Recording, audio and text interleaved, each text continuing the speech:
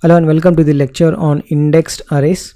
So if you go to example 5 folder, indexed arrays, we'll see different types of arrays, and mostly we'll look at first one is indexed arrays. Then we will jump into associative array and multi-dimension array. So we'll start what is called as indexed array. Okay, part of this will create indexed array.php. So let's understand what is indexed array.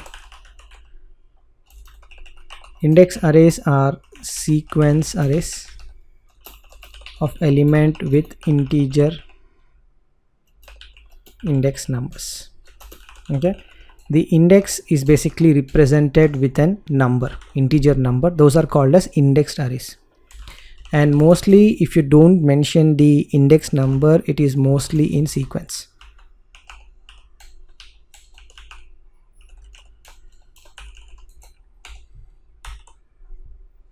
And index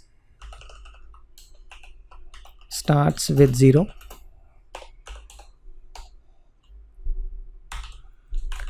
New elements, we have seen this, get the index of highest index plus 1 number.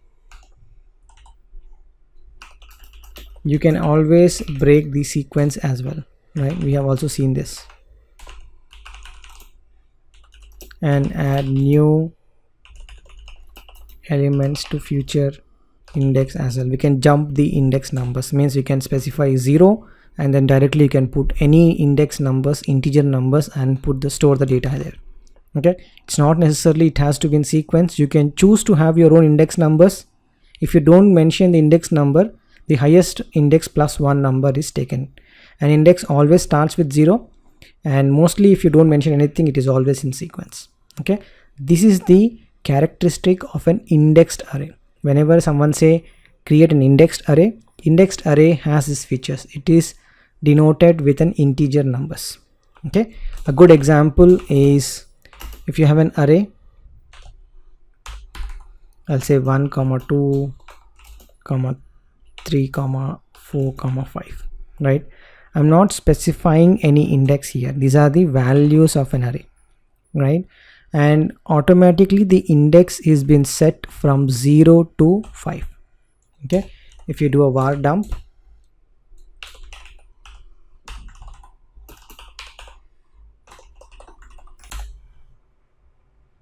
you can find the 0th value 1, 2, 3 and 4 automatically set. This is called as indexed array. Okay, you can jump the index values. You can mention 100, just out of the sequence, and you can store the value there as well. And now you can do a var dump,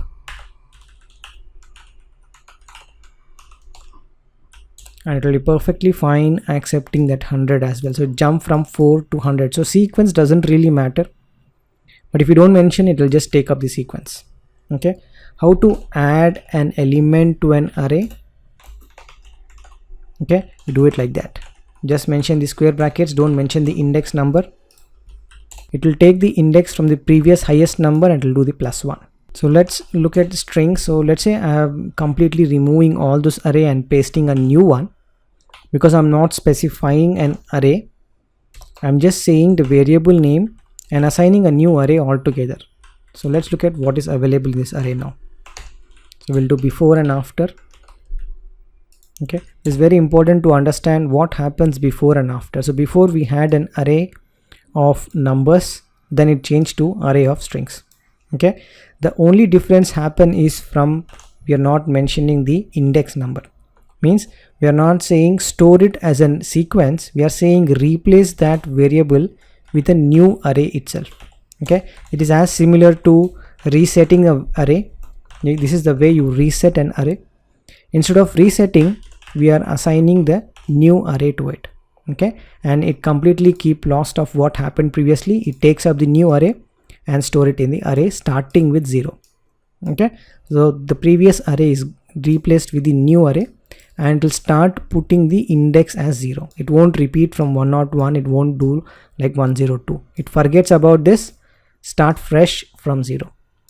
Okay, So this is all about indexed arrays, and I hope you understand how to work with this arrays. So that's all in the lecture for indexed arrays, and I'll see you in the next one.